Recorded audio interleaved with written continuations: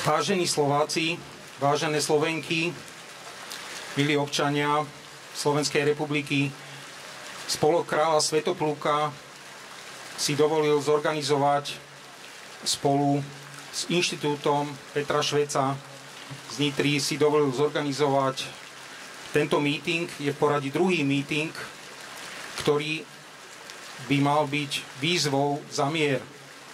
Za mier proti vojne, proti nacizmu, fašizmu a na zastavenie progresivizmu v našich šírkach, končinách našej vlasti. Spolok kráľa Svätopluka si dáva za cieľ pravdivo informovať o slovenských dejinách, pravdivo informovať o súčasnom stave politiky a podporovať brannú pripravenosť Slovenska a slovenskej mládeže. Chcel by som vyzvať teraz rečníkov, ktorí prídu a budú hovoriť o veciach, ktoré ťažia celú spoločnosť. Je veľmi málo ľudí, ktorí nájde odvahu a dokáže hovoriť to, čo si väčšina ľudí myslí, a dokáže to hovoriť nahlas a dokáže to hovoriť s presvedčením.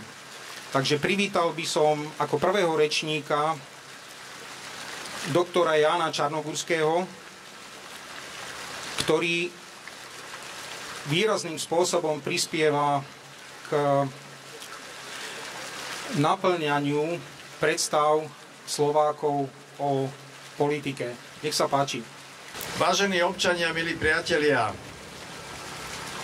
asi pred mesiacom sme sa tu stretli na tomto námestí, stretávame sa znovu a s radosťou musím konštatovať, že vývoj udalostí doma aj v zahraničí išiel v smere, ako sme o ňom hovorili minule a ako o ňom hovoríme alebo budeme hovoriť aj dneska.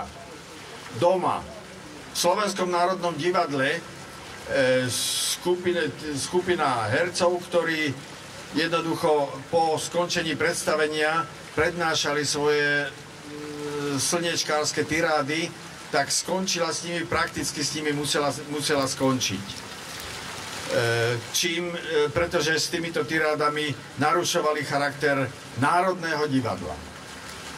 V zahraničí rokovania medzi Ruskom a Spojenými štátmi o skončení vojny na Ukrajine síce ešte neskončili, ale už teraz je jasné, že Ukrajina do NATO nepôjde, nebude môcť ísť a takým spôsobom sa nebude môcť stať zdrojom napätia, eventuálne vojnového nebezpečia tu dokonca aj vo svojom širšom okolí.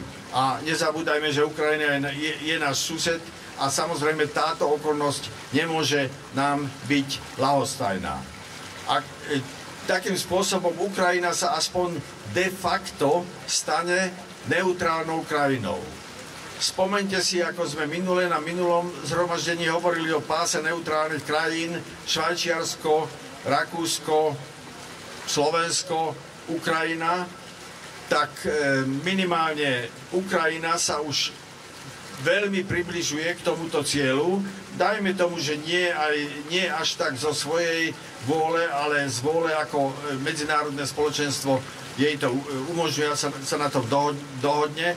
No a keď by zostalo iba Slovensko tou dierou v takomto páse, ktorý by bol skutočne mierotvorným pásom v tejto časti Európy, tak potom ako my tu na doma, tak aj zo zahraničia by sa síly aj za neutralizáciu Slovenska neobyčajne teda zintenzívnili, zosilnili a bolo by naozaj otázka času, kedy by Slovensko sa stalo, uzavrelo tento pás a potom by sa k nám pripájali ďalšie krajiny, Maďarsko, Česko, prípadne ďalšie. Počúvame ovšem práve z niektorých tých progresivistických kruhov, toto zhromaždenie z toho progresivizmu, že prečo aj Slovensko sa nepripojí ku tomu spolku alebo skupine ochotných krajín, ktoré organizujú tí blázniví politici niektorí v Európe, najmä v Londýne a v Paríži, ktorí by chceli pokračovať vo vojne na Ukrajine, aj keď by Spojené štáty z toho odskočili. No tak môžeme byť radi, že Slovensko sa do takejto skupiny nehlási, pretože to by teda účasť Slovenska v takejto skupine by viedla ku zabíjaniu slovenských vojakov a ku ohrozeniu samotného Slovenska, pretože Slovensko by sa stalo vojnu vedúcou krajinou. O niekoľko dní, 9. mája, bude 80. výročie skončenia druhej svetovej vojny, alebo inými slovami porážky nacistického Nemecka. Porážka nacistického Nemecka znamenala víťazstvo naozaj mierumilovných ľudí, mierumilovných štátov a nezabúdajme, že najväčšiu zásluhu a najväčšie obete za toto víťazstvo priniesol ruský národ vtedy v rámci Sovietskeho zväzu, ktorý v rámci Sovietskeho zväzu padlo 27 miliónov obyvateľov, a to väčšina civilov, nie vojakov. A preto je naozaj morálnou povinnosťou všetkých, ktorí si užívame toto víťazstvo, aby sme sa poklonili pamiatke týchto padlých, ktorí priviedli nás k tomuto víťazstvu. Z toho hľadiska je dobré, že premiér Slovenskej republiky Fico sa zúčastní, prijal pozvanie ruského prezidenta Putina a zúčastní sa osobne na oslavách v Moskve. Je to česť samozrejme pre premiéra, ale je to česť aj pre Slovensko a je to upevnenie pozície Slovenska medzi krajinami, ktoré takýmto spôsobom idú dopredu. Porážka nacizmu umožnila a otvorila niektoré archívy v Nemecku. A nemeckí historici objavili v Nemecku dokumenty, ktoré dostali názov tzv. Plán Ost, plán Východ. A tento plán Východ si vytvárali nacisti ešte v dobe, keď si mysleli, že vyhrajú vojnu. A podľa tohto plánu slovanské národy, zhruba každý slovanský národ mal sa znížiť počet jeho obyvateľov približne o polovicu. U niektorého o niečo viacej, u niektorého o niečo menej, ale zhruba o polovicu. Predstavte si, že takýto osud by čakal aj na nás. A preto treba sa pokloniť tým, ktorí priviedli Európu, ľudstvo k tomu, že takáto ideológia, nacistická ideológia bola porazená. Na minulom stretnutí sme poslali pozdrav srbskému prezidentovi Aleksandrovi Vučičovi. Tento pozdrav obnovujeme a zároveň rozširujeme na tých Srbov, našich priateľov v Belehrade, ktorí tam vedú v Srbsku, v Belehrade a v iných mestách Srbska, vedú demonštrácie proti srbskému progresivizmu. Toto je zhromaždenie Stop progresivizmu. Ale progresivizmus by chcel sa zmocniť moci nielen na Slovensku, ale v mnohých iných štátoch, okrem iného aj v Srbsku, a preto sme radi, keď môžeme spoločne z tohto námestia opätovne pozdraviť prezidenta Vučiča a pozdraviť Srbov, ktorí v Srbsku bojujú proti tamojšiemu progresivizmu. Vážení priatelia, slobodu nášho štátu, nášho národa, nás aj osobne si musíme v prvom rade obhajovať a obrániť sami. Môžeme mať spojencov, priateľov a áno, máme sa usilovať, aby sme takých mali, ale v prvom rade si musíme vedieť túto našu slobodu obhájiť sami. Sme radi, keď sme včera či predvčerom počuli, že pri návšteve maďarského predsedu vlády Orbána v Bratislave, že slovensko-maďarské vzťahy sú momentálne najlepšie, aké kedy boli a chceli by sme, aby takto pokračovali aj naďalej, ale nezabúdajme, že táto úloha je v prvom rade na nás. Na tomto námestí, koľko nás je, toľko nás je, ale práve obraňujeme tú takúto slobodu, slovenskú slobodu pre nás a pre našich potomkov a pre našu krajinu a preto snažme sa, aby sme vedeli vzopäť svoje síly tak, aby sme túto našu slobodu si natrvalo uhájili. Ďakujem vám, že ste prišli na toto námestie. Ďakujem doktorovi Jánovi Čarnogurskému za jeho prejav. Zároveň by som vyzval ďalšieho rečníka, ktorý v súčasnej dobe naozaj vie povedať o vojne veľa. Je to náš priateľ Džalal Sulejman. Je to človek, ktorý pochádza z ťažko skúšanej Sýrie a všetci vieme, čo sa tam odohráva. Dávam slovo pánovi Džalalovi Sulejmanovi. Nech sa páči. Vážení priatelia, manželka sa ma pýtala, že prečo chodím na také protesty, keď nás je málo. Ja musím povedať, keď vidím doktora Čarnogurského, ktorý má už 81 rokov, zážil slávy byť podpredsedom vlády Československa, byť predsedom vlády Slovenskej republiky, ministrom, členom parlamentu, predsedom strany a stále kvôli mieru drží ten transparent a ide po uliciach Slovenskej republiky a konkrétne v Bratislave. Tu ma ženie, aby som sa zúčastnil každého protestu, na ktorom prichádzate aj vy. Áno, vážení priatelia, hnala nás sem túžba po mieri, a tu je ľudská, prirodzená. O mieri sa oplatí vždy byť. Áno, aj byť prvý, ktorý bije o tú nadčasovú hodnotu, ktorá sa nazýva mier. Možno zdánlivo sa zdá, že je tu pokoj okolo nás, že ľudia sedia v kaviarniach, dajú si obedy a večere, len ten mier sa môže stratiť aj v priebehu pár hodín, vážení priatelia. A zažil som ja osobne takýto stav.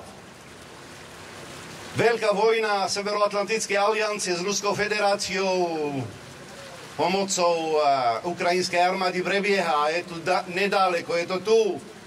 A nevidno ani net nádej, žiaľ Bohu, že ten koniec je na blízku. Dnes na Blízkom východe prebieha genocída. Izraelská fašistická armáda skutočnú genocídu už 2 roky koná. Mŕtvych sú 100 000. Američania bombardujú dennodenne v Jemene a stovky mŕtvych každý deň. A civilizovaný svet samozrejme pozerá. Sýria je hore nohami. Vážení priatelia, Blízky východ je príliš blízko. Utečenecká kríza, ktorá teraz jednoducho bude klopať pred dverami. Tento mier nie je samozrejmosťou. My ho môžeme ochraniť v rámci našich právomocí ísť na ulic a opakovať takéto protesty, vážení priatelia. Naozaj mier nie je samozrejmosťou. Tak ako nie je samozrejmosťou existencia Slovenskej republiky, vážení priatelia. Kto povedal, že Slovenská republika, pokiaľ tento progresizmus bude pokračovať a zmocniť celú Európu, nemusíme ani existovať. Toto nie je samozrejmosťou. Preto je našou povinnosťou, vážení priatelia, velebiť mier, pokiaľ sa to dá. A je to naša povinnosť. To nie je len naša voľba. Vážení priatelia, na ten účast sa stretávame. Či je to pod heslom za mier, alebo pod iným heslom. 1. mája na námeste SNP o 10. sa stretávame. Jeden práci. Tak čest práci, vážení priatelia. Opäť o 10. 9. mája sa stretávame na Slavíne, pretože je nevyhnutné za každým potvrdiť sovietskú pravdu o konci druhej svetovej vojny. Je to nesmierne dôležité. Príkladom toho, že niekto oponuje odkaz konca z druhej svetovej vojny a sovietskú pravdu o nej, je Ukrajina. Tak, keď začala opomenúť tento odkaz, doposiaľ strátila minimálne 25% územia a 15 miliónov ľudí. A nachádza sa v takom stave, akom sa nachádza. Preto trváme na tento odkaz, sovietský odkaz o konci druhej svetovej vojny a vyzývame vás o 9. mája, aby ste sa zúčastnili. Ďakujem vám, že ste tu a že ste mi umožnili, aby som sa vám prihovoril. Ďakujem. Ďakujem pekne rečníkovi Džalalovi Sulejmanovi za jeho plamenný prejav. Poprosil by som teraz operného speváka, nášho priateľa Ivana Ožváta, aby nám prišiel a spríjemnil toto popoludnie svojím spevom. Krásne, príjemné popoludnie vám všetkým, milí priatelia. Dovoľte teda aj mne, ako umelcovi, ktorý nepatrí do tej skupiny tých umelcov, ktorí sa hádžu po zemi pred ministerstvom kultúry, majú svoje veľmi zvláštne a svojské predstavy. Takže ešte sme tu také, myslím si, ja ich nebudem urážať, pretože slušnosť a kultivovanosť a odbornosť by mala zvíťaziť nad emóciami, nad agresiou, nad nejakými útokmi. Nie. A preto som aj dnes prišiel, pretože, tak povediac, môžem si to tak dovoliť povedať po 40 rokoch, moje národné divadlo, kde sme naozaj vytvorili veľa krásnych predstavení. No a je to taký zvláštny pocit, že stojíte na Hviedoslavovom námestí, pozerám sa vám priamo do vašich tvári, do vašich očí a mám vlastne pred sebou aj našu erbovú, špičkovú divadelnú scénu. Priatelia, nie som tu o toho, aby som hovoril, aby som spieval, ja viem. Tak mi dovolte, aby som vám teraz zaspieval jednu takú nádhernú pieseň. Myslím si, že aj minule som ju spieval a mala patričný úspech, pretože veľa ľudí ma pristavovalo a pýtali sa, že odkiaľ tá pieseň je, že ju nepoznali. Takže dnes ju zopakujem a je to pieseň od Andreja Lieskovského Nepoznám inú takú zem.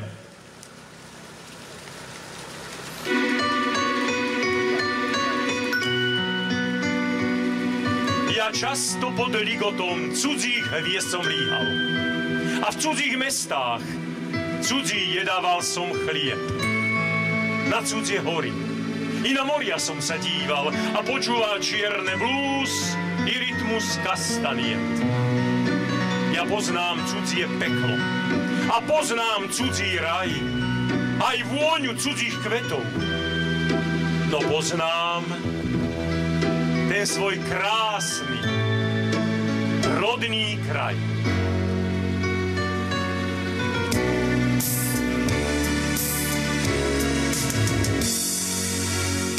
Nepoznám inú takú zem, čo skvostnejší má diadém zo smrekov, javorov i bries, zo svitu mesiaca i hviezd, kde rieka bystrejší má spád a človek má človeka rád, kde matky dečmi ľúbia synov, kde pieseň kráča javorinou.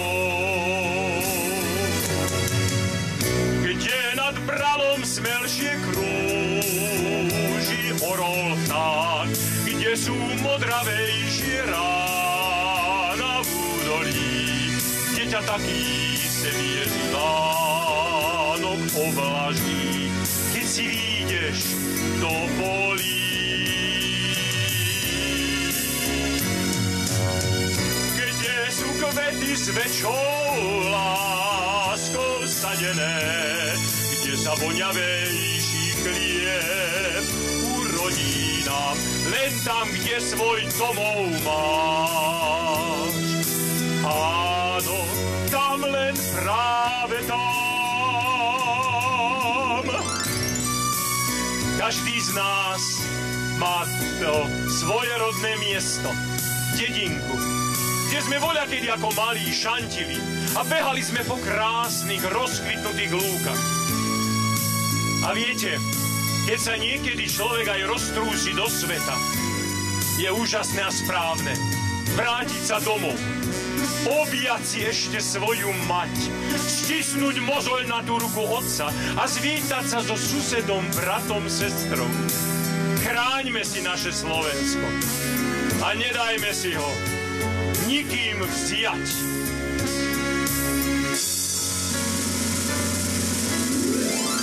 Kde nad Bralom smelšie krúži orol tak, kde sú modravejšie rána v údolí, kde ťa taký svieži Vánok ovlaží, keď si výjdeš do polí.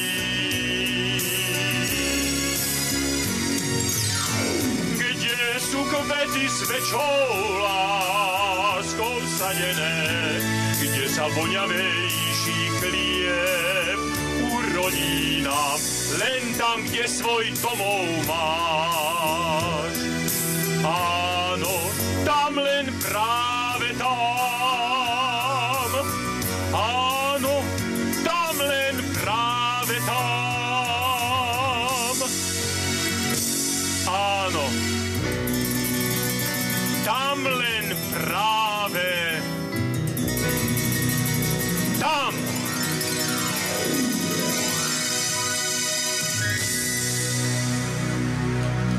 Ďakujem pekne. Ďakujem pekne opernému spevákovi Ivanovi Ošvátovi s tým, že by som chcel zopakovať, nedajme si to Slovensko vziať. Nedajme si vziať našu históriu, nedajme si vziať naše dejiny. Privítal by som teraz ďalšieho priateľa, účastníka tohto mítingu, ktorým je Ondrej Ďurica z Hnutia Republiky. Dobrý deň, priatelia. Takisto vás vítam na tomto stretnutí. Ďakujem za pozvanie, ďakujem za organizáciu takéhoto stretnutia, pretože aj to má svoj príbeh a my sme to zažili počas minulých vlád, že podobné podujatia nebolo ľahké zorganizovať. Preto chcem poďakovať všetkým, ktorí akýmkoľvek spôsobom prispeli a umožnili to, aby sme sa stretli. Ja by som si osobne želal, aby sme mohli pokračovať v tom umení, aby sme mohli pokračovať v tých piesniach, pretože to je vždy tá príjemnejšia časť našich životov a pieseň bola samozrejme veľmi pekná a mala aj po textovej stránke svoju hodnotu a tam je ten rozdiel medzi politikou, umením a ľuďmi, ktorí naozaj vytvárajú hodnoty, po ktorým sa ako národ môžeme vrátiť a vtedy je jedno, akého sme presvedčenia alebo čomu veríme, či sme viacej doprava alebo viacej doľava. Jednoducho umenie je v tomto zmysle nadčasové a dotýka sa všetkých, pokiaľ má svoju hodnotu. Práve progresívci a práve politika progresivizmu je tá, ktorá v zásade veľmi jasne oddeluje a škatulkuje to, čo je správne, čo si ľudia majú myslieť, čo si nemajú myslieť, k čomu sa majú alebo nemajú vyjadrovať. Preto som sa veľmi rád zúčastnil tohto podujatia, pretože to, že Slovensko potrebuje mier, to, že Európa a svet potrebuje mier, je úplne jasná vec. A to, že to úplne úzko súvisí s progresivizmom, je takisto jasná vec, pretože vedenie súčasnej Európskej únie, lídri Európskej únie, ktorí napriek všetkým zmenám aj v Amerike po posledných prezidentských voľbách trvajú na tom, aby pokračoval konflikt na Ukrajine, akokoľvek, za akýchkoľvek obetí a za každú cenu, ich retorika je momentálne pre svet pravdepodobne tou najnebezpečnejšou, pretože keď sa veľkí svetoví lídri rozhodli sadnúť si za jeden stôl a začať dialog o miery, tak to boli práve európski, bruselskí politickí lídri, ktorí povedali nie. My sa stretneme a začneme uvažovať a rozmýšľať o tom, to je tá partička tých ochotných, ako sa nazvali, ako pokračovať v tomto konflikte. A nemôžete hovoriť o miery, nemôžete očakávať, že konflikt sa skončí a nastane mier, pokiaľ budete sedieť a hovoriť o tom, ako pokračovať v tom, čo už trvá celé roky. Takže to je ten rozdiel v ľuďoch, ktorí hovoria a vyjadrujú sa o tom, že je potrebné rokovať o miery. To je ten rozdiel medzi tými, ktorí hovoria naopak, treba pokračovať v tom, čo bolo začaté, čo napriek všetkým obetiam a napriek všetkému nezmyselnému zabíjaniu, ako keby nemalo konca kraja. Som podpredsedom Hnutia Republika a veľmi dobre viete, že Hnutie Republika aj vďaka svojim 2 europoslancom priamo v Európskom parlamente opakovane a celé roky hovorí o potrebe zastavenia tohto konfliktu, o potrebe dialógu. Nemá zmysel pokračovať v tom, čo začali progresívci, čo začali liberáli a celá tá bruselská administratíva. A ja verím, že aj vďaka zmenám v Spojených štátoch po prezidentských voľbách sa naozaj situácia mení. My by sme sa mohli baviť o tom, čo tu bolo alebo nebolo. Pravda je ale taká, že sme sa ako krajina, ako kontinent, ako svet dostali do absurdnej situácie, kedy musíme stáť na námestiach a musíme hovoriť o tom, že si želáme mier. My vyjadrujeme myšlienku o niečom, čo je úplne jasné, čo je úplne jednoznačné. Čo sa týka nás všetkých, aj vás, ktorí tu sedíte a možno niektorí nesúhlasíte s každým slovom, ktoré tu odznie. Ale pravda je taká, že keby sem dnes padla, nedaj Bože, bomba, tak sa nás to týka všetkých. A tak sa nás týka všetkých aj myšlienka na mier. Jednoducho nastavme si svoje hlavy, nastavme si svoje kroky, svoje uvažovanie a konanie tak, aby sme robili všetko preto, že výsledkom našej politickej práce, výsledkom nášho občianskeho aktivizmu bude mier, bude to, aby sme sa ako ľudia znášali, aby sme rešpektovali názor toho druhého, čo nedokážu progresívci, pretože sme to videli.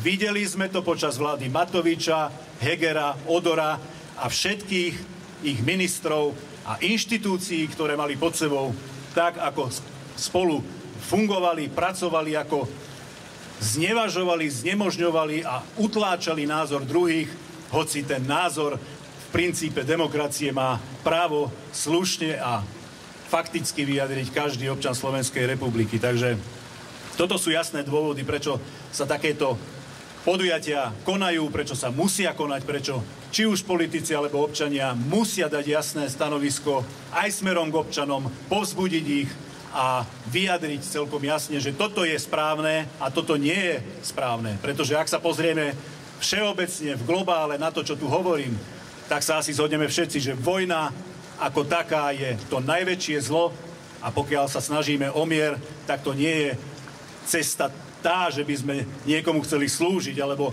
držať niekomu stránku. Nie. My si želáme mier, samozrejme, že nám ide o Slovensko. V prvom rade je pre nás na prvom mieste Slovenská republika, občania Slovenskej republiky, ale v kontexte toho, čo sa deje okolo nás a v kontexte celého sveta musíme hovoriť celkom pravdivo a fakticky aj o tom, kto má aký podiel viny na tom, čo sa deje. A pokiaľ je to jedna alebo druhá strana, tak na ňu treba ukázať prstom, treba sa k tomu celkom jasne vyjadriť a nie sa tváriť tak, že to zlo alebo tá pravda pochádza len z jednej strany, že svet je čierno-biely a že neexistuje nič medzi tým. Pokiaľ tu nebude verejná diskusia, pokiaľ nebudú politici schopní diskusie a nebudú schopní dialogu, tak sa nič nezmení. A toto je hlavná a zásadná črta progresívcov, ich politiky, ich nebezpečnej ideológie, ktorá jeden názor vyzdvihuje a druhý absolútne zadupáva. Ešte raz vám ďakujem, že ste prišli. Verím tomu, že odídeme z tohto miesta s jasným posolstvom, ktoré budeme šíriť a posúvať ďalej. Ďakujem všetkým, ktorí sa pričinili o toto stretnutie a pokračujeme, priatelia, všetko dobré, veľa zdravia a hlavne, aby sme žili v miery a v pokoji. Ďakujem Ondrejovi Ďuricovi z Hnutia Republika za jeho plamenný prejav a poprosil by som, aby prišiel medzi nás historik Anton Hrnko, ktorý vášnivo bojuje za naše dejiny, bojuje za Slovensko. Ďakujem za pozvanie.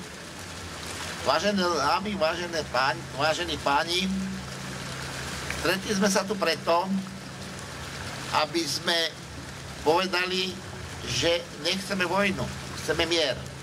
Chceme mier a za mier sme ochotní urobiť veľa.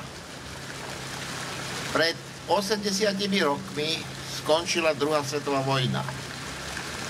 Po tých hekabombách obetí, ktoré priniesla, sa ľudia začali zamýšľať o tom, ako zamedziť vojnu, ako urobiť ľudstvo takým, ktoré by nepotrebovalo vojnu.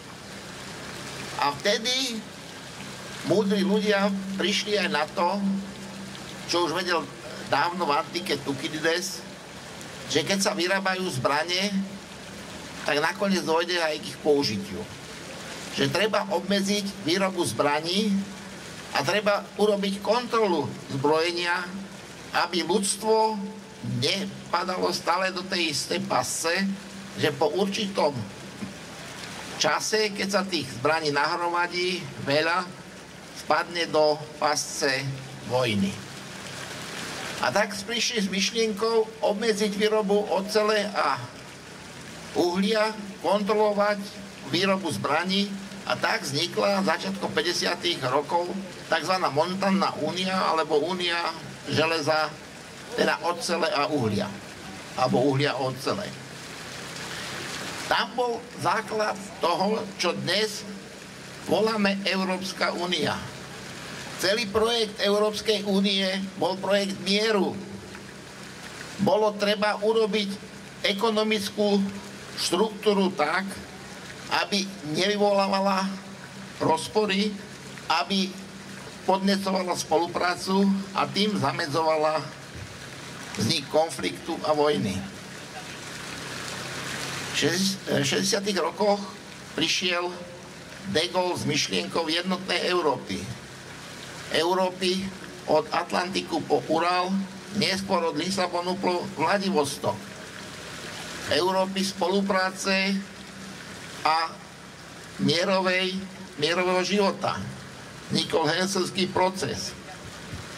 V 90. rokoch, keď padol komunizmus, všetci sme si mysleli, že sa naplní to Simelové, ale Menschen werden Brüder, teda, že všetci ľudia budú bratia, ale nestalo sa.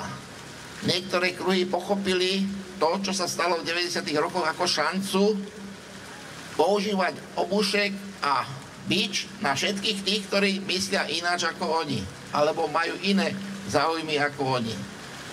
To sa vyvinulo až do štádia, ktorého sme svedkom dnes. Vo svete umierajú ľudia. Umierajú v Gaze, umierajú v Jemene a najviac umierajú momentálne na Ukrajine. O čo ide v konflikte na Ukrajine, ukázal posledný vývin, keď sa Británia ako sila hnajúca vojnu a Amerika, ktorá tú vojnu už chce zastaviť, stretli v tom hlavnom. Kto bude vykrádať zdroje Ukrajiny? A opýtajme sa teraz spätne, za čo umierali tí Ukrajinci? Za ich slobodu? Za našu slobodu? Za moju určite nie. Ale vidíme, že umierali za to, aby niektoré mocnosti mohli slobodne túto krajinu vykradnúť. Ukrajinci sa zabíjajú za cudzé záujmy a Ukrajina je na poslednom mieste. Tam sú iné firmy, ktoré tam koristia a chcú koristiť. Za chvíľu budeme oslavovať 80. výročie skončenia vojny. V Moskve bude veľká prehliadka. Ako jediný líder z Európy mieru, sa tam vydal len náš premiér. Kde sú ostatní? Im nejde o mier, im nejde o budovanie tej Európy od Lisabonu po Vladivostok, od Atlantiku po Ural, kde by všetci spolupracovali a hľadali prostriedky, ako zlepšiť život ľudí, nie ako ich zabiť.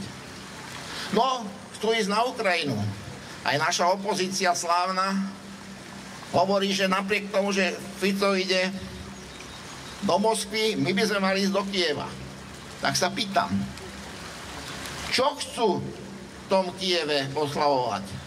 Lebo vieme, že v Moskve chcú oslavovať víťazstvo nad fašizmom a porážku tých síl, ktoré chceli vyhľadiť slovanské národy, ktoré chceli zotročiť slovanské národy, ktoré chceli zotročiť všetkých iných okrem vysokej rasy alebo tej vyvolenej rasy. A tí, čo idú do Kieva, čo tam chcú sláviť? Hej, tam budú víťazi z vojny oslavovať. V Kieve si pamätáme, že aj v Banskej Bystrici bola jedna prehliadka. A boli tam 3 oddiely, ktoré boli vyznamenávané. A jeden z tých oddielov boli banderovci z ukrajinskej divízie SS Galicien. Je hromadu hrobov po Slovensku, ktoré zapričinila práve táto divízia. A ďalšie hroby, ktoré tu vytvorili banderovci počas presunu cez naše územie v roku 46-47. Čo tam idú do toho Kieva oslavovať? Týchto ľudí? Týchto hrdlorezov, ktorí boli hrdlorezmi na Ukrajine a boli hrdlorezi aj na našom území? Nedajme si ukradnúť dejiny. Verme, že naše dejiny sú v našich rukách a musíme si ich chrániť, lebo len tak môžeme ísť dopredu. Ďakujem. Ďakujem pekne historikovi Antonovi Hrnkovi. Poprosím, aby pristúpil a povedal svoju reč pán Jozef Prokeš za Inštitút Petra Šveca z Nitry. Nech sa páči.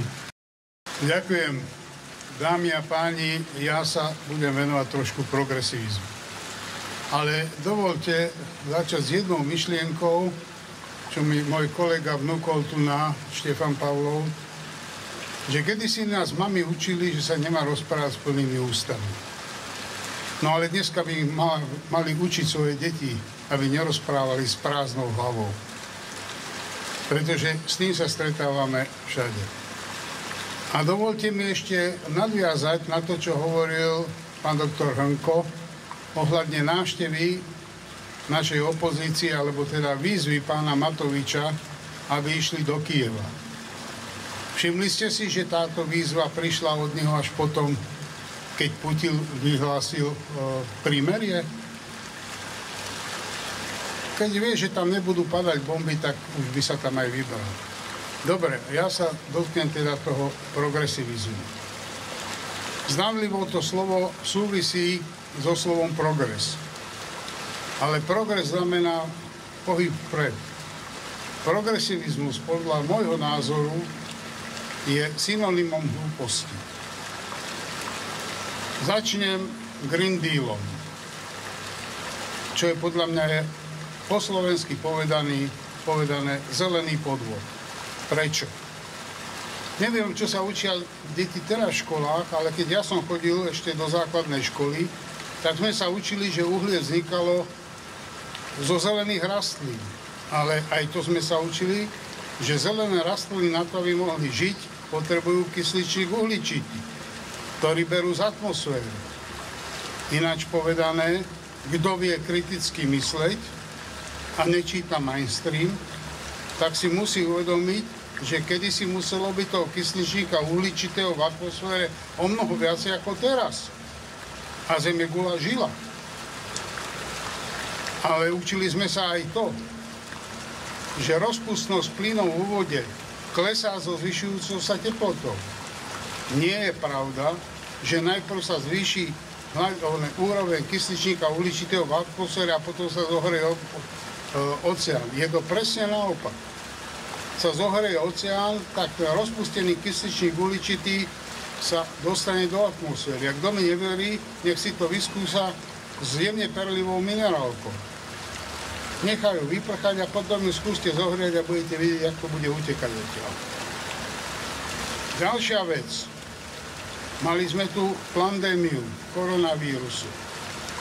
To je jedna samostatná kapitola. Ale otázka toho očkovania. Viete, ja musím povedať, že plne súhlasím s tým záverom, alebo s tými závermi, ku ktorým dospel doktor Kotlár.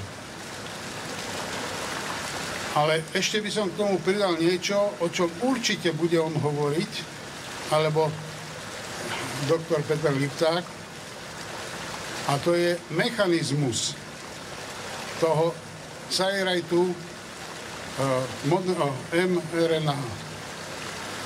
Pretože ľudia síce podpisovali akýsi súhlas informovaný, ale nikto im nepovedal, že aký je rozdiel v pôsobení, v mechanizmu pôsobenia klasických vakcín a tohoto. Klasická vakcína znamená, že sa vám do tela dostane malé množstvo nejakého vírusu, ktorý vám škodí, ale mŕtvého, prípadne neživotaschopného. A na to sa naučí imunitný systém. Ale toto mRNA funguje úplne inak. Toto sa dostane do vašich buniek a donúte vaše vlastné bunky, aby produkovali ten jed, ktorý vám škodí. A potom sa niekto čuduje, že ten imunitný systém začne útočiť na vlastné bunky. Ako môže niekto, kto má kritické myslenie, jednoducho pred týmto zavierať oči? Ten pomýlený meter, ktorý používa Európska únia, ale aj naši progresívci, aj k tomu, čo sa deje na Ukrajine. Viete, hneď na začiatku poviem, ja som za zastavenie všetkých bojov. Ale pýtam sa, kde boli vtedy, keď západné krajiny a s požehnaním Dzurindovej vlády aj Slovensko bombardovali Srbov? Vtedy boli ticho. Aký bol v tom rozdiel?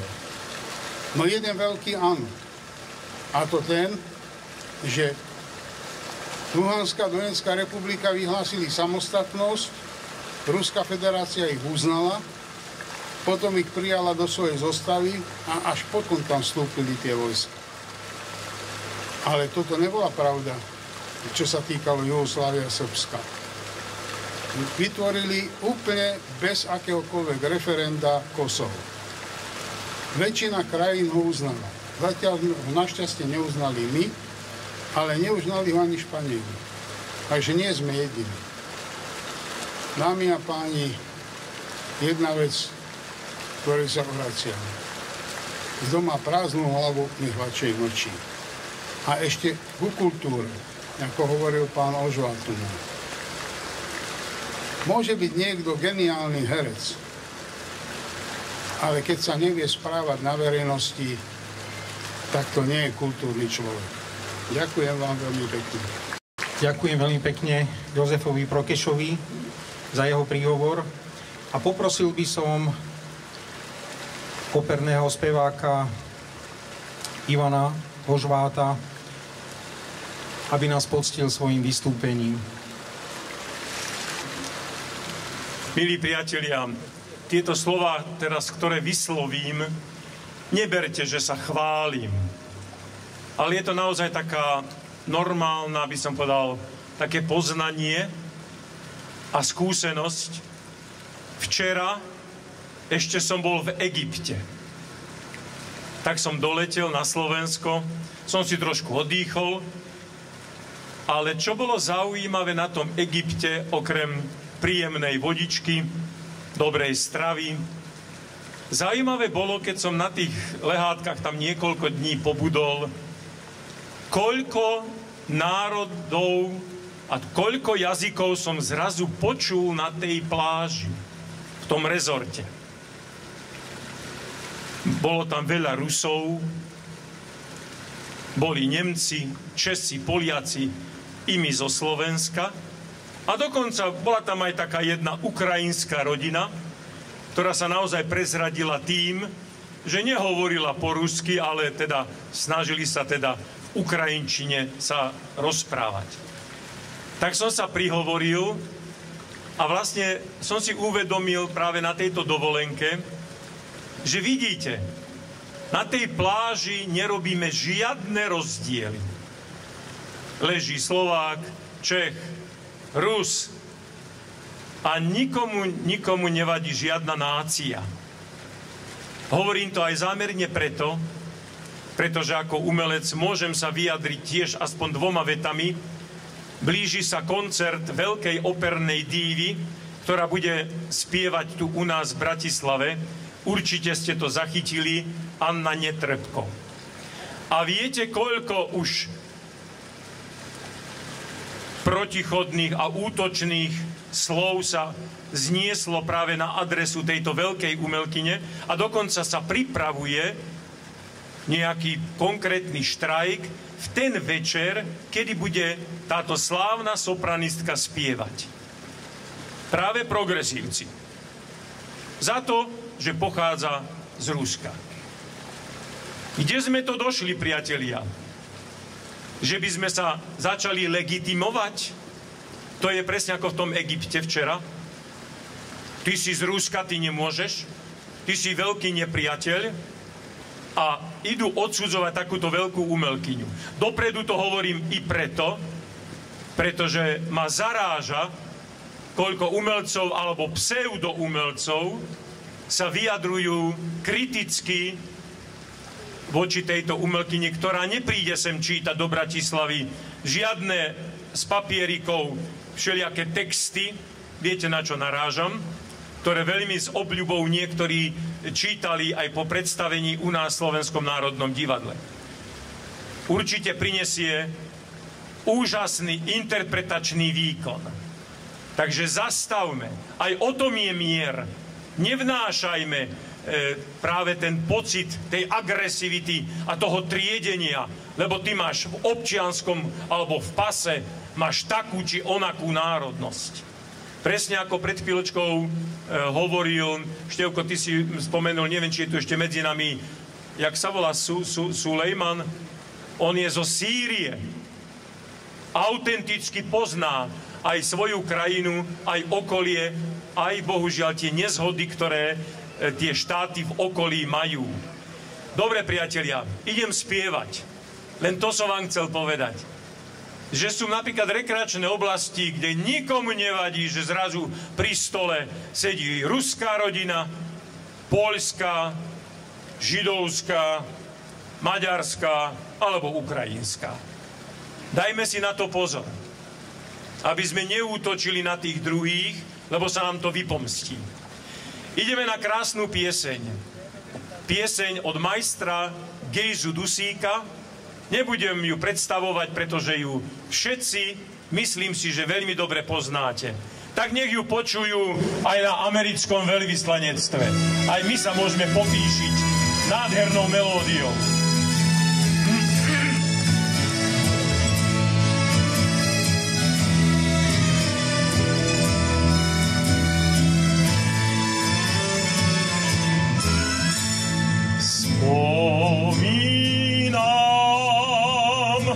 Na svoju lásku vrelú stále mám v srdci tu nádej smelú v diaľke, keď sa niekde stratím, či sa k tej svojej láske ešte vrátim. Rodný môj kraj, zo všetkých najkrajší, si môjmu srdcu najdrahší. len teba mám. Scény mladosti časom sa rozplynú, však tebe lásku úprimnú ja navždy mám. Veď moje srdce vie, keď oklame ho svet, že zase k tebe len vráti sa späť. Rodný môj kraj, zo všetkých najkrajší, si môjmu srdcu najdražší, len teba mám.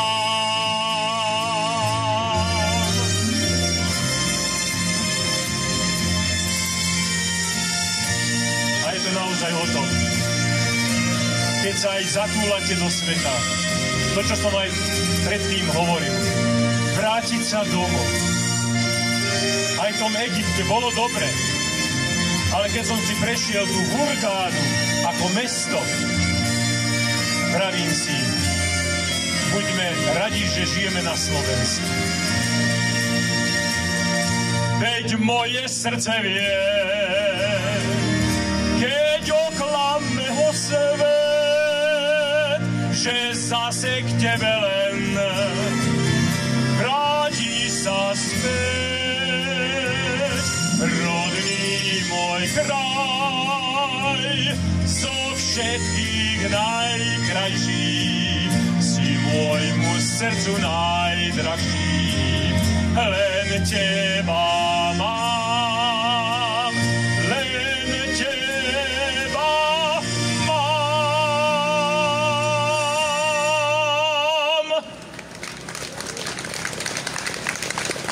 Zorka, ahoj. Ďakujem veľmi pekne opernému spevákovi Ivanovi Ožvátovi a poprosil by som, aby na scénu prišiel vás informovať bojovník za zdravie slovenského národa, doktor Peter Lipták. Ďakujem. No, tak ja budem čítať, lebo prepáčite mi to, lebo mne to písal majster Hviezdoslav. Pozdravujem vás.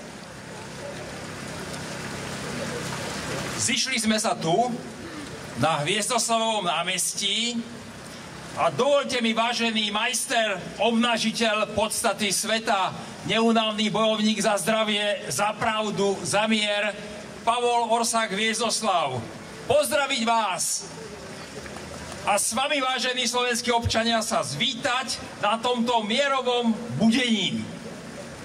Čo musí byť povedané? Bude nasledovať studená sprcha. Budíček, ľudia, náš básnik Hviezdoslav sa dnes na nás pozerá z každej hviezdy. V noci, ale aj cez deň, aj teraz. Nezabúdajme na to a vždy si ho pri pohľade na oblohu, na slnko či na blikajúce hviezdy pripomeňme. Občania, on nás, Slovákov, naplňa hrdosťou a veľkou silou. Jeho odkaz má pre nás mnoho významov. Tak poprvé, postavil sa už pred viac ako 100 rokmi proti tým mrchám, čo zneužívajú informácie a klamu a klamstami nás vedú k smrti, k vojne. Hviezdoslav objavil ako liek aj proti klamstvu čistotu, silu a energiu slovenských lesov a hôr. Čo mrcha svet v nás kvári zmorí zrak, jeho urknul, zmámila lož, ohlušila presila, vy k žitiu privediete zas, vy vzkriesite, vy zotavíte, z jatrivých vyliečite rán. Takže zapredané médiá, dajte si pozor v slovenských lesoch a horách. A po druhé, v krvavých sonetoch Hviezdoslav už v roku 1914 ako prvý básnik sveta nebojacne vybuchol, odhalil, odsúdil a zoprel sa bestným psom celého vesmíru proti ich vojnovému štvaniu. A národ oboril sa na národ s úmyslom vraždy, s besom skaziteľa, kres spráskal pušiek, zahrmeli delá. Pod kosou radom váľajú sa telá, cvenk šabiel, šplachce, čerstvej krvi brod. Čiže je naozaj správne, že dnes hovoríme o humanistických ideáloch Európskej únie, o európskych demokratických hodnotách, ľudská dôstojnosť, rovnosť, sloboda, zákonnosť, ľudské práva, otáznik. Nie varí naopak, ako odhaľuje Hviezdoslav, v skutočnosti ide o besnenie skaziteľa? Pozor na vlkov v barančom rúchu. Dnes máme možnosť sami prežívať, že je to iba ďalšia kapitola zlého, demokratického vtipu. Pozrieme sa, čo tu je na Hviezdoslavovom námestí a v jeho okolí. Urobme si exkurziu.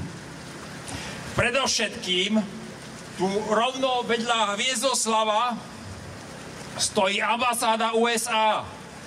Štátu, ktorý len od druhej svetovej vojny sa oboril na viac ako 30 národov. Výsledkom je viac ako 25 miliónov zabitých, ďalší otrávení a rakovinou postihnutí. Ich štáty rozvalené v ruinách. Teraz sa Spojené štáty podieľajú na proxy vojnách do posledného Ukrajinca, do posledného chudobného Žida. Vedľa na rohu je ambasáda v nedávnej minulosti Hitlerovho Nemecka. O jeho dnešnej militaristickej politike nemusím viac hovoriť. Opačným smerom, nedaleko divadla, keď prejdeme uličkou a odbočíme na Pansku, je ambasáda Veľkej Británie. Panského štátu, ktorý nikdy nemá dosť zabíjania ľudí. Ich vážení králi, kráľovné a premiéry sa po stáročia kúpu v ľudskej krvi. A dnes, najmä vo vojne na Ukrajine, ťahajú brutálnou figurkou Zelenským.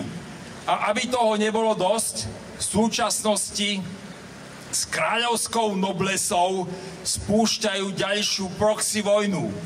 To oni ťahajú jadrovou figurkou Pakistanom proti jadrovej mocnosti Indii. Keď idúc rovno od divadla neodbočíme, dôjdeme rovno na hlavné námestie k francúzskej ambasáde. Tento štát má dávno krvavé paprče. Aj v súčasných vojnách v Afrike a na Ukrajine. A za prezidentovania Napoleona Paríž dnes opäť vedie vojnu proti vlastnému ľudu. Keď prejdeme po Michalskej a na Mierovom námestí to zvrtneme na palisády, tak natrafíme na ambasádu Európskej únie. Blud, že svet bude existovať bez Ruska, masívne napadol mozgy demokratických západných politikov.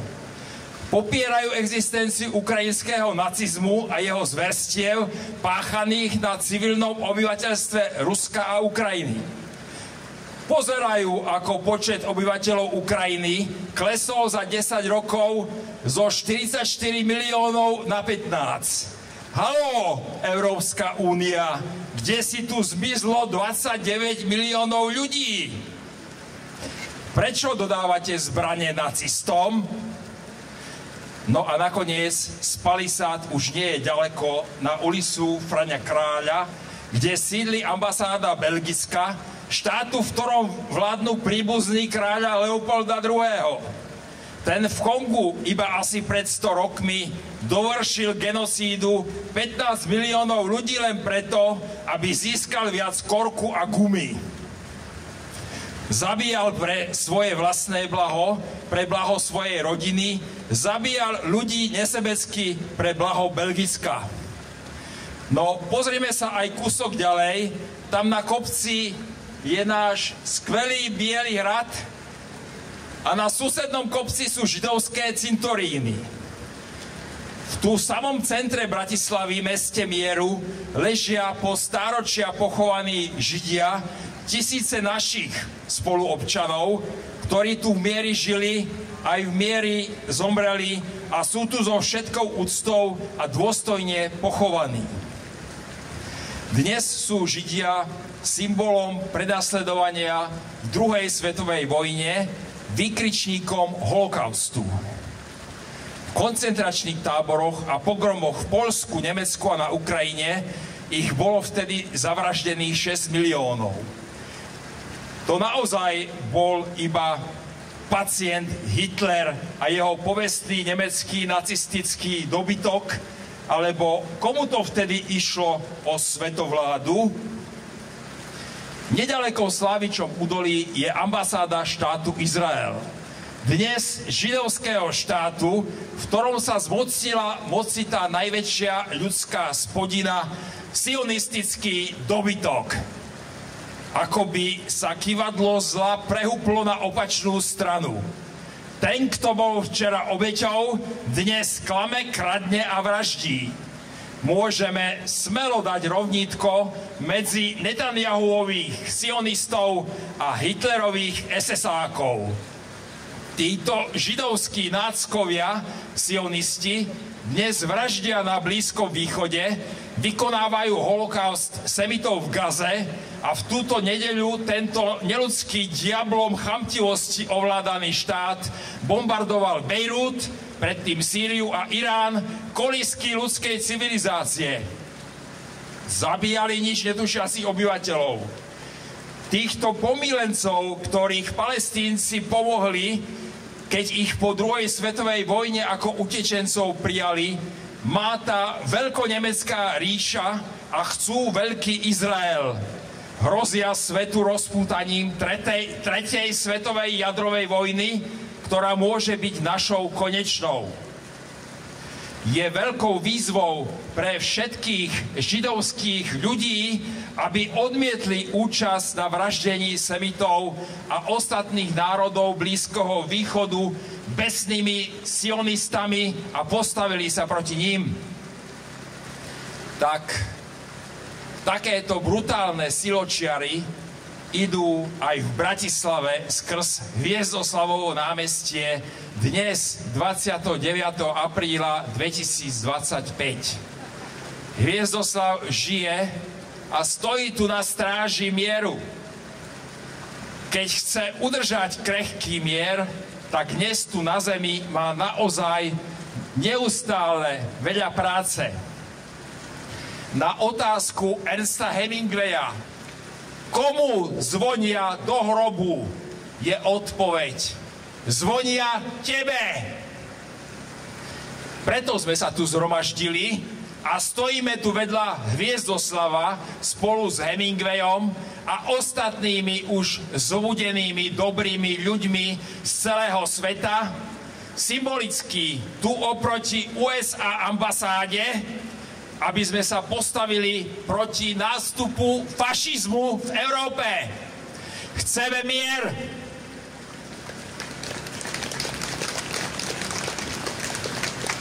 Ďakujem. Ďakujem doktorovi Petrovi Liptákovi za v skutku plamenný prejav a výzvu za mier. Mier potrebujeme všetci, potrebujeme našu štátnosť a musíme o to bojovať. Poprosil by som, aby vystúpil posledný rečník dnešného dňa za kresťanských seniorov, inžinier William Oberhauser. Srdečná vďaka. Priatelia, dovoľte, aby som vás najprv srdečne pozdravil v tento krásny podvečer nádhernej modrej oblohe. Po takomto rečníkovi, ako bol predo mnou, sa už ťažko niečo rozpráva, ale dovoľte, aby som sa vrátil na Slovensko. Slovensko po 89. roku bolo plné nádejí. Robili sme si ilúzie, že všetko, čo bolo dobré z predošlého obdobia, prevezmeme a to, čo bolo na západe zaujímavé a pomohlo by našim ľuďom, si dovesieme sem. My, ktorí sme boli na tom úplnom začiatku, sme boli plní nádejí, aj sme mali plno plánov, ale hneď prišli aj zahraničiari a trochu nás vyvádzali z omylu. Prišla japonská delegácia a povedala, že trhové hospodárstvo to je vlastne vojna. My sme si mysleli, že to bude nejaká deľba práce a že sa budeme si vymieňať tovary. Oni hovorili, nie, to sa bojí o prežitie. Prišli Rakúšania, ktorí nám hovorili, keď rozbijete si obchodné siete, do 5 rokov nebudete mať obchody. Budú len cudzie, ktoré sem prídu, sa dovezú na uvoľnené trhy. Čiže veľmi rýchlo sa ukázalo, že takýto spôsob demokracie, akom sme sa ocitli, jednoducho nie je to bez boja. Tam začala vojna, síce neviditeľná, ale postupne sa rozširovala do ďalších oblastí. Veľmi rýchlo sa bojovalo o médiá. Počasie sa ukázalo, myslel sa, že duálne. To bolo taký pekný názov, že budú okrem tej štátnej televízie aj súkromné a ďalšie médiá. Za chvíľu sa ukázalo, že my vlastne nevlastníme médiá. Že nám tu rozprávajú veci, s ktorými nesúhlasíme. Že nám natáčajú filmy a ponúkajú, ktoré nie sú na skvalitnenie života ľudí a na povzbudenie, ale naopak, na demoralizáciu. Potom začal boj o históriu. Nakoniec sa ukázalo, že tí historici, čo boli čechoslovakisticky zamerali, zostali ďalej. A ďalej šírili demagógiu, ktorá bola v rozpore so slovenským záujmami a slovenskou skutočnou históriou. Vymyslela sa taká téza, väčšine sa musíme obviňovať, stále musíme hľadať, aké máme chyby Slováci, akí sme my vrahovia. Aj teraz bežal v divadle Pavla Orsaga Viedoslava prvom prezidentovi divadelná hra, že bol vrah, absolútne v rozpore so skutočnosťou. Čiže tam sme tiež prehrali ten boj, ktorý prebiehal. No a postupne samozrejme katolícka cirkev, kresťania stále všetkému na vine. Sú pedofili a neviem čo všetko, čiže rozvrátiť vieru, zničiť národ. To bolo cieľom takýchto inštitúcií, ktoré vznikli, všelijaké mimovládky, ktoré podporovali zo zahraničia. Sa rozšírili a dneska v televízii nevystupujú vedci z vysokých škôl a z našich výskumných ústavov, ale zo všelijakých mimovládok, ktorí šíria hlúposti a nezmysly a gumujú mozgy ľuďom. Čiže tam sme dopracovali, priatelia. A postupne to prešlo do horúcej vojny. 2020, COVID, to bola už prvá forma horúcej vojny. Vlastne biologické zbranie nastúpili. Veľmi ticho sa samozrejme v mnohých laboratóriách po celom svete tie technológie tu dovolujú, začína špekulovať a proste manipulovať s vírusmi a baktériami a rôznymi takýmito prvkami, ktoré normálne pod heslom, že majú slúžiť ľuďom, sa vytvárajú, že im škodia. A takisto vypukla ďalšia horúca vojna na Ukrajine. Čiže, priatelia, mier je naozaj to, čo potrebujeme. Musíme si ale uvedomiť, kto je nepriateľ. Tí satanisti, ktorí ovládajú progresivizmus, takzvaný, to sú tí nepriatelia. Musíme si ich jasne mať definovaných. Nemôžeme sa tváriť, že niekto bude spolupracovať s progresivistami, že sa to dá. So satanom sa nedá pracovať na dobre, ale iba na zle. Čiže v tomto smere, priatelia, musíme mať jasno, a keď chceme dosiahnuť mier, musíme dať dohromady všetkých ľudí dobrej vôle, tých, ktorým naozaj na mieri záleží. A to vás prosím, aby ste v tom nás podporili a všetci preto niečo urobili. Spoločne to dokážeme, priatelia.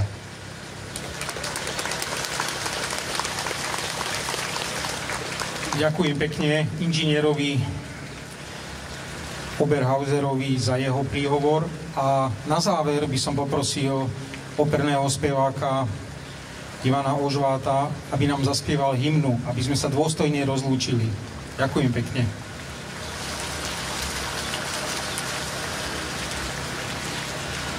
No to je krásne. Ohlásia slovenskú štátnu hymnu a pekne všetci prirodzene vstaneme a verím, že sa aj pridáte ku mne a že si ju teda spoločne zaspievame, dobre? Na Tatrou sa blízka hromy divo bijú.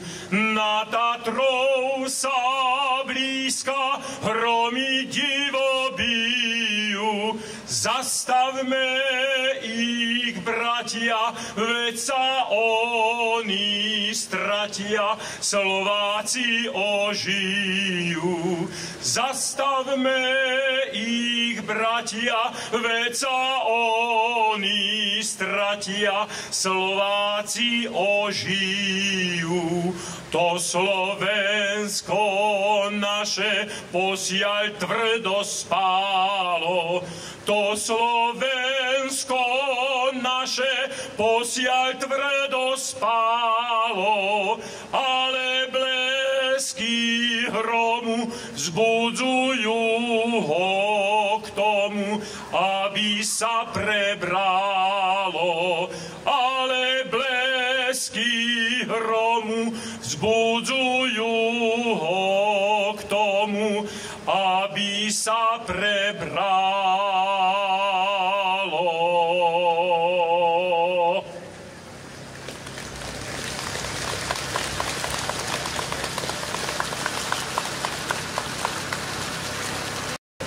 Vážení priatelia, chcel by som sa poďakovať za vašu účasť.